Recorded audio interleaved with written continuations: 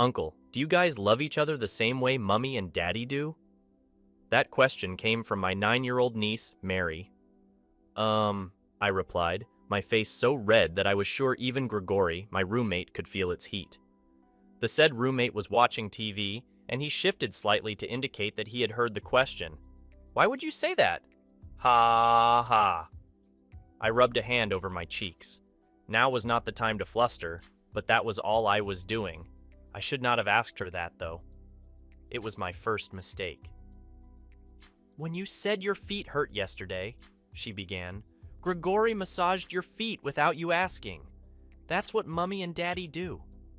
No, they do not. I wanted her to stop bubbling so much. Gregori was hearing everything. They do, and then Gregori cut apples for you. Dad does that for my mom and me every day, and even when they were boyfriend and girlfriend, she insisted in a proud tone. At this, I made my second mistake. I looked at him, and we caught each other's eyes. But I only did that once. Gregori finally spoke up, his voice rough as if unused. He turned to the TV again. I said, slightly disappointed by his reaction. He is right. Oh, never before? I shook my head. She sighed in disappointment and asked Gregori to put on a cartoon channel. He did. I then expected it to end that very day. After all, it was possible I had imagined the attraction between us, or I mistook his friendliness for something else. And then, when I least expected it, Gregori started cutting apples for me. What he would do was this. He would return from his morning jogs long before either Mary or I woke up and place cut fruits in front of us when we'd brushed and bathed. He did that every day. When Mary finally caught up to this information, she passed me a proud grin every time Gregori performed this. Well, Gregori discovered his new habit, and I sort of fell more for him. This thing between Gregori and me was not new. We established this some months ago at my sister's wedding. Thinking back to it was not hard. It was not hard because every single week after that fateful meeting had been the most pleasing to me. And there was something about that night that made it impossible to forget about it. And it will take a while for me to go through all the moments that led to that particular moment. Asterisk, asterisk. Several months back, during Charlie's sister's wedding. Asterisk, asterisk. Gregori and I were both dressed almost the same 5 months ago at my sister's wedding. I was the brother, so I was present. Gregori was a mutual friend of my sister, Suzy, and her groom, Chris. My meeting with Gregori happened only because our eyes met after a brief joke shared by the groom's dad. We were laughing, and we looked around the room and caught each other's eyes. I guess it was the sort of eye contact you have with a dashing person in a crowded room, and the result of it is your booming heartbeats and the flush on your cheeks. I had a similar reaction, except my eyes dared to move to him over and over. Even though I had never been with a guy before, I knew Gregori made up a handsome man. The fine suit he wore was to an advantage to his physical attributes, and it was obvious he was getting a lot of attention because of it. Thankfully, I was not the only one intrigued. If I looked at Gregori 10 times in half an hour, I would find him looking back at me 7 of the 10 times. They were pleasant moments. It was like we were playing a game, and it was the only thing that separated us from the rest of the crowd. Even though I wanted to go and talk to him, my lack of self-confidence and an abundance of nervousness did not allow me. I stayed right where I was. It was Gregori who came over to me. When I say I was trembling with nervousness, I mean it. He cleared his throat and offered me the second glass of champagne he was holding. "Hi," he said, his voice grave and rough as if unused. "I am Gregori, a mutual friend of the bride and the groom." I accepted the drink, an awkward smile on my lips. I was not usually nervous around new people, but something about Gregori made me wonder if I looked presentable enough. "I am Charlie," I answered, and thanked him for the champagne. "I am Suzy's brother." "Oh," he replied. "Is that why you guys look so similar?" It was not exactly a question. Gregori knew that already, but it was sort of a conversation starter. I answered, "Yeah, she is 5 years older." "Oh," he said. "She did tell me about a brother, but I did not know it was you." When I did not answer anything, he pointed at my empty glass of champagne. "Would you like another?" "Why? Are you trying to get me drunk?" It was the dumbest pickup line I had picked up from Hollywood, but I still hoped it would work. And it did. Gregori laughed, and it was a nice sound. I wanted to get used to it. "Only if you want." I wanted to, so I answered in the affirmative. Gregori grabbed my glass and brought another. For the next half an hour, we did nothing but that. It was only when my dad hurried me to get along with the wedding ceremony that we separated. While I discussed the entire ceremony the final time, Gregori kept stealing glances at me. Just when I'd thought nothing more special could happen, something unimaginable happened during the bouquet toss.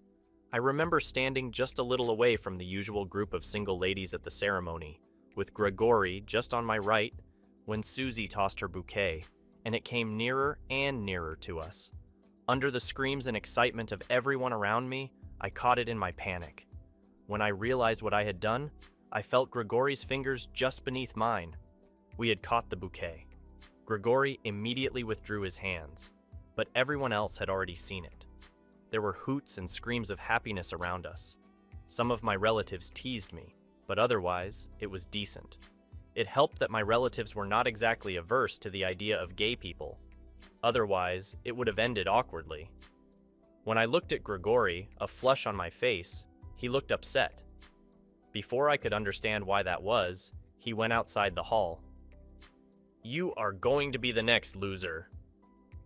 My sister, Suzy, came and screamed in my ears before counting the reasons why Gregori would be a perfect spouse for me. I asked her to stop, worried that Gregori might hear it.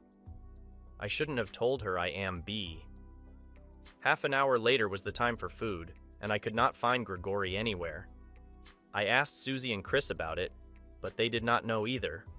I grew worried and wondered if it was because of me. I assumed that Gregori might be straight after all, and thus felt uncomfortable with the implications. In my worry, I decided to look for him. I found him outside the hall, just staring into space. His phone was on the ground, and he was standing very still. For some 5 minutes, I wondered if I should let him be. Then I thought, forget it. What if he wants to talk to someone? But I still hesitated and did not move at all for another 5 minutes. Gregori cleared his throat. "I can sense you there," he said. He still did not turn around. I jumped a little at his voice. I hadn't expected him to speak up. Sorry. You have nothing to apologize for." Gregori turned and gave me a little smile. His eyes were a little misty. "If anyone should apologize, it is my darn fam." He stopped, and I did not push him to say it. He would when he was more comfortable. "Then can I invite you for food?"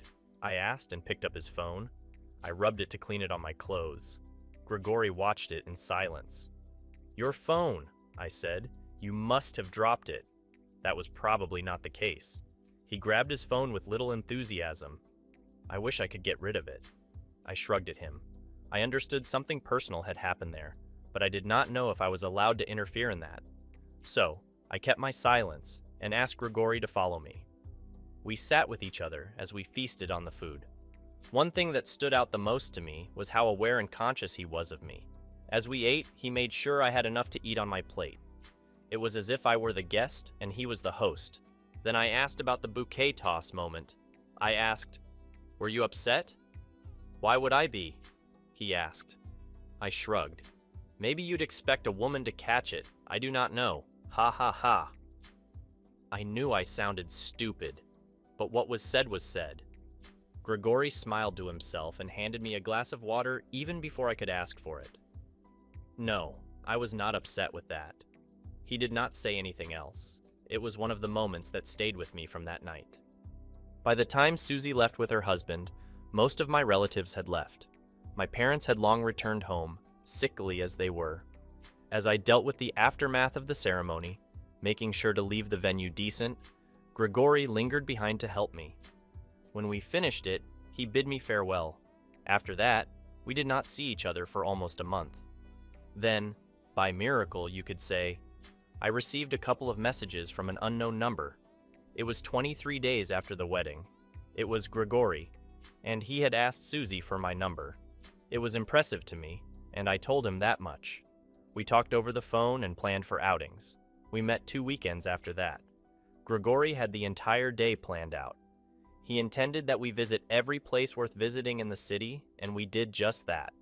Our stop somewhere around noon was a little restaurant where we had our lunch. I discovered a few more things about him. First, he liked books. Second, he was serious about his workout routines. Third, when he was upset with his parents, which he said happened frequently, he avoided food. The last part made me the most curious.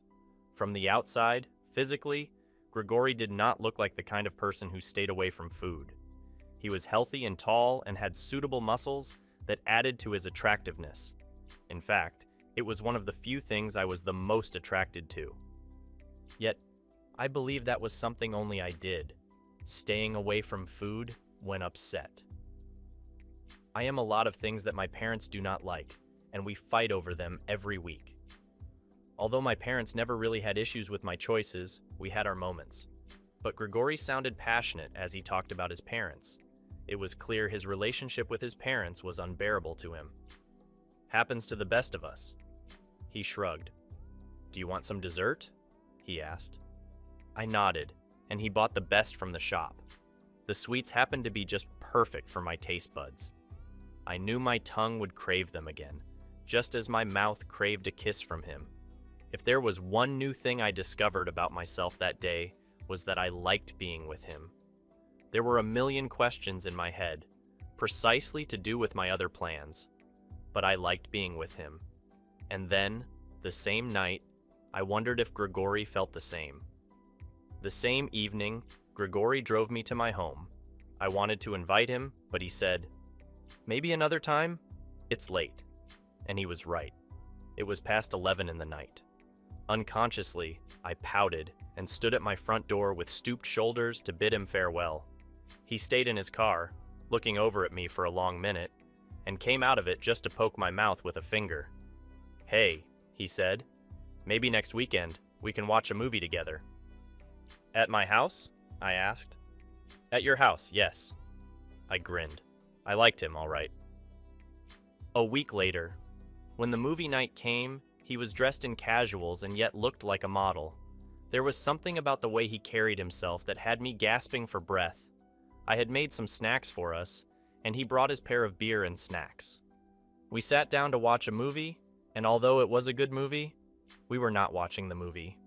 Our attention was mostly on each other. We were hyper-aware of each other's presence. The movie played in the background. There was a bowl of chips between us, and we struggled to not touch each other's hands through it. When we did, we nervously laughed or giggled. It was as if we were teenagers. We were drunk, so 10 minutes later, I put my head on his shoulder. He neither shoved me away nor gave an objection. It was the most intimate we had been since our first meeting. On the screen, the main couple did the same. I am unsure if that was what provoked me, but I stayed in that position and looked at him. He was already looking at me. I guess there was something about that position. I am not sure. Us being drunk certainly did not help. Before I knew it, he leaned over to kiss me. We kissed for a bit until my phone rang. We separated and did not kiss again. Instead, as I finished my call, Gregori fell asleep right where he was. Since I was drunk too, and could not have moved him anyway, I slept by his side too. When I woke up the next morning, Gregori and his stuff were gone. The only thing that proved he had been there was the comforter over me. I felt a tad bit disappointed, but I decided to sleep some more. On my phone sat Gregori's message. "Hey, do you know anyone who needs a roommate?" I did not need one, but I decided that I needed one. Immediately, the same afternoon, I called Gregori and informed him that I needed one. He sounded surprised, but promised to come see the place again.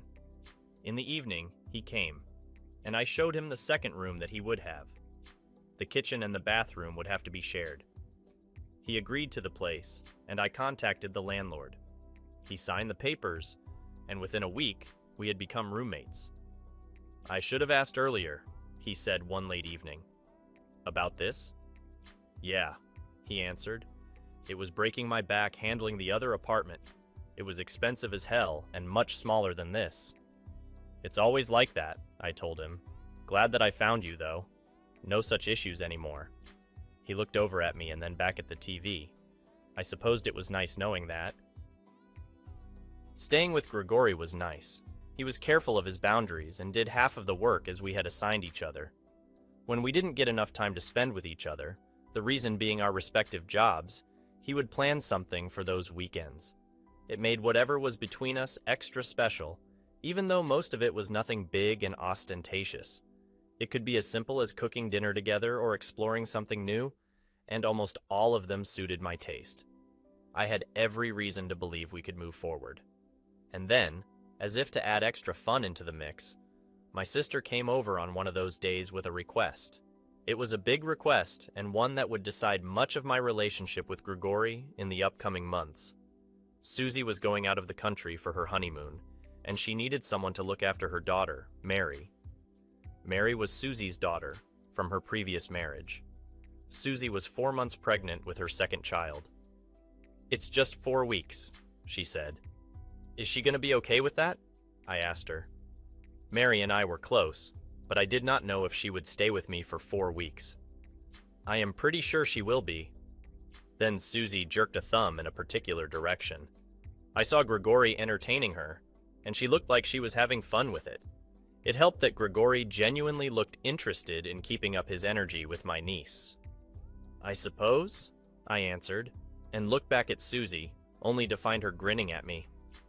"Did you guys kiss?" she asked. "Did you guys—" "No, absolutely no. Shut up." I grabbed her arm and dragged her out of there. I did not want Gregori to hear a word of it. If Suzy knew how to write, she would have penned 2 different fan fiction on us by now. "Suzy, you have to be careful." "He is my friend," she said. "I have every right to tease him." "What if he gets upset?" "He will not trust me. He likes boys." She wriggled her eyebrows. "Now, did you kiss?" I did not want to answer, but I made a mistake and blushed. Suzy realized and screamed out her lungs. It was too much.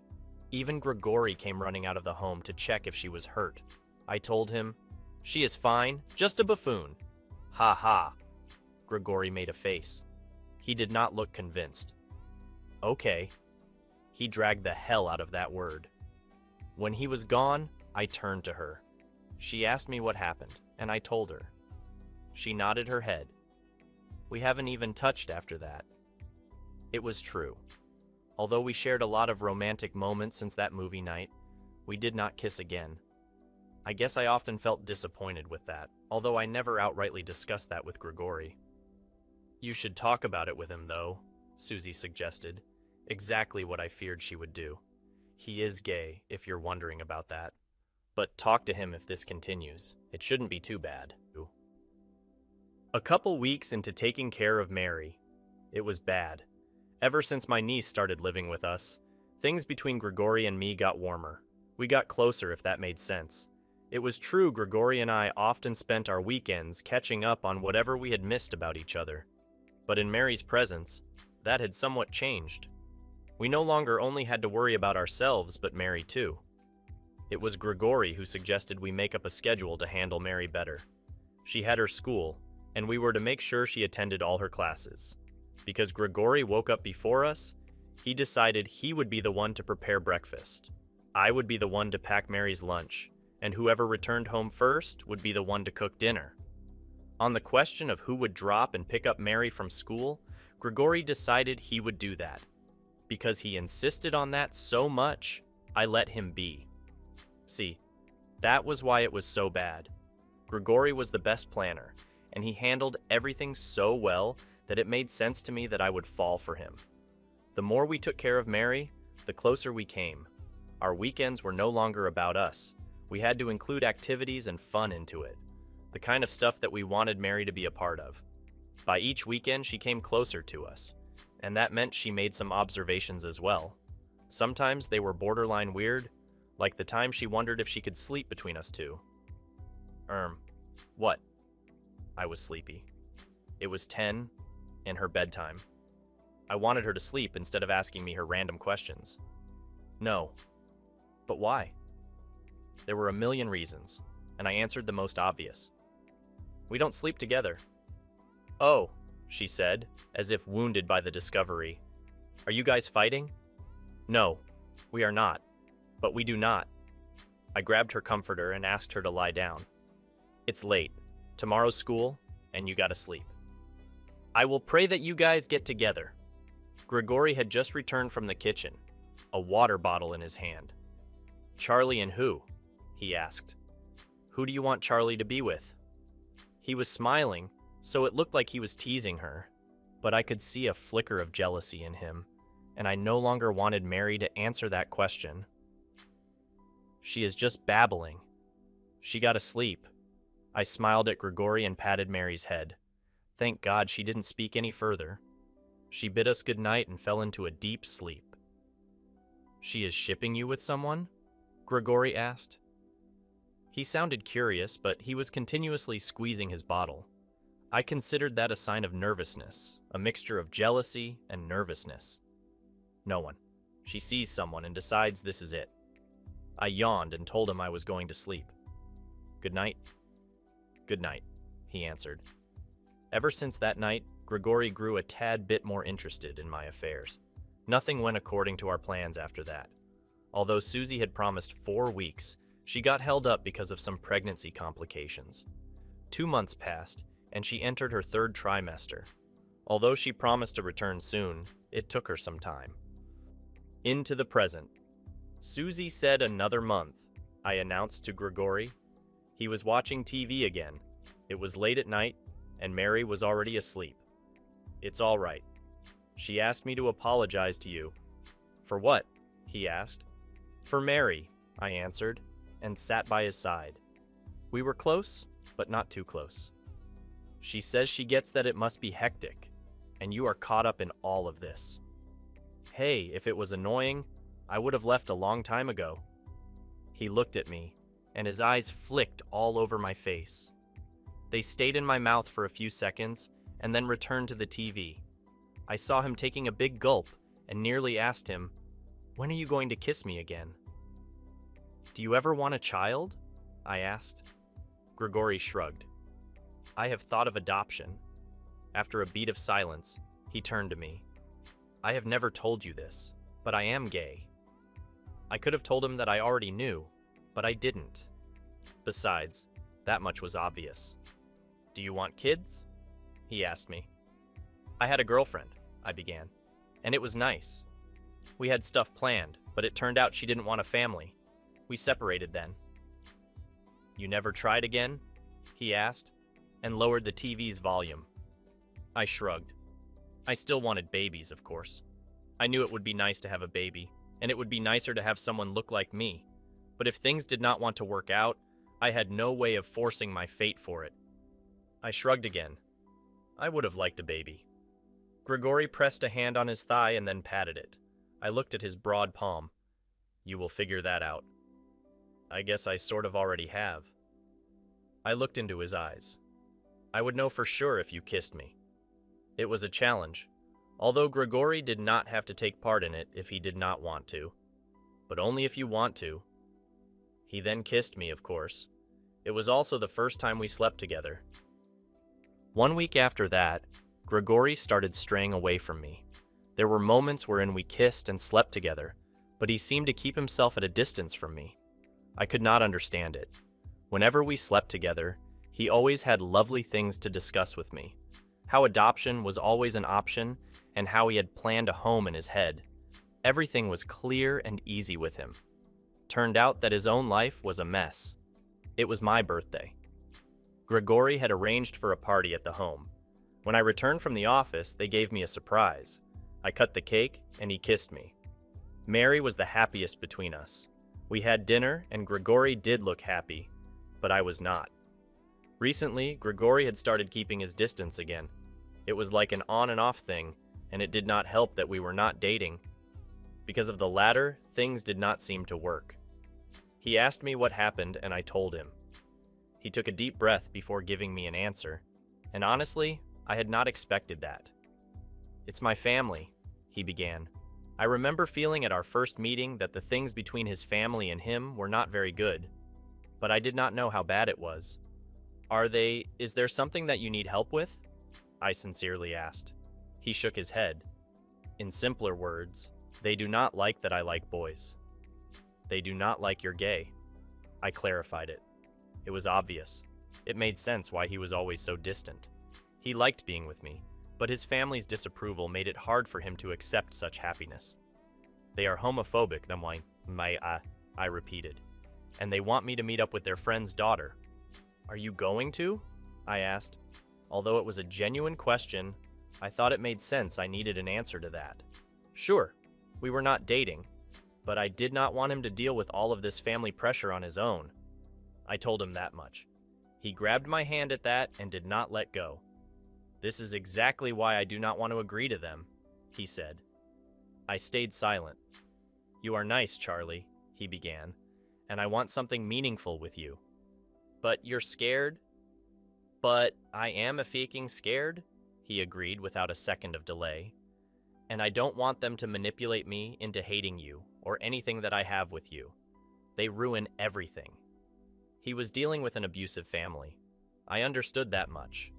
But I decided I would not let him go through this all on his own. I wanted to be with him just as much as he wanted to be with me. It made sense I wanted to fight for what we both stood for. We are going to deal with this together, I promise, I told him. I love you, he said. In return, without any words, he kissed me. Because I had no power when it came to him, I let him kiss me as much as he wanted. When he started crying in between, I decided I hated his family just as much as he did. I hugged him, and he hugged me in return. In that moment alone, without an exchange of abusive words between us, it was us against them. Weeks after that conversation, things were a lot easier between us. Mary stayed 4 more weeks with us, and by the 5th week, my heavily pregnant sister came to take her. It was Gregori who asked if they could help her in any way. When he suggested that we keep Mary with us for a longer time now that Suzy's delivery was coming close, Suzy said she did not want us to be burdened anymore. Gregori shook his head. Nonsense, I believe we did a good job. At that, he held my hand. Suzy looked at our joined hands. She smiled. If I struggle with handling things, I will hit you guys up. Until then, I guess you need some private time. She wriggled her eyebrows at me. But the thing with Gregori's parents had not yet ended. When they heard that Gregori got himself a boyfriend, they flared like angry bulls. They came to meet Gregori and found us in various states of undress. Because it was obvious what was going on, it did not take them long to charge at us with their words. They sounded upset, Gregori's dad more than his mom. They told him how many times they had prayed for him and accused him that he did not have the empathy to understand their love for him. It was the most ridiculous thing I had heard. Because my parents were more understanding, it did not make sense to me that parents could do or say something like that to their own children. I was not careful, I admit. When Gregori's dad did not stop, I snorted. The immediate silence was deafening. Gregori looked scandalized, but he was smiling. Just when I opened my mouth to apologize to his parents, Gregori's dad slapped me. His ring caught up in my lip and cut it. I bled after that. Because Gregori could not hit his dad, he only put a distance between us and called the cops. Within 5 minutes of their arrival and an inspection at my state, they removed them from our home. As Gregori tended to my wound, I told him that at least he was free. He did not find humor in it, but at least he smiled. Our next week passed in research. What was the research about? Well, precisely about adoption. We needed to be sure how we were going to have a baby in the future. Not now, because we decided we needed some time for each other. But in the future. Gregori had more in his mind, though. One evening, he returned with a thought in his mind. What would our wedding be like? When I took my time answering, he pointed at a couple of invitation designs on his laptop. Our wedding, he said. Yeah, I guess this one. I pointed at a light pink design.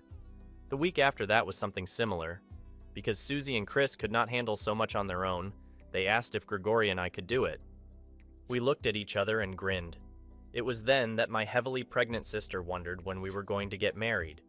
Gregori was reading a book, and in it, he had hidden a copy of the invitation. He fingered it and looked over at me. "Soon," I told her. Conclusion. A few weeks after that, Gregori's parents received a warning from the law. If they did not want to be charged with assault, they were asked to leave us be, as per Gregori's request. In the end, they decided to distance themselves from their son, and Gregori never talked to them again. As for Gregori and I, we are on the second stage of our wedding planning. The venue has already been decided, and it will only be for the people closest to us. Suzy has given birth to a healthy daughter, and sometimes we host Mary when she's busy with her newborn. The end. How important are conversations between two lovers? If Gregori and Charlie had not talked, maybe we would have found out. The end. Thanks for watching. Consider subscribing to become a part of our Rainbow Force and stay wholesome.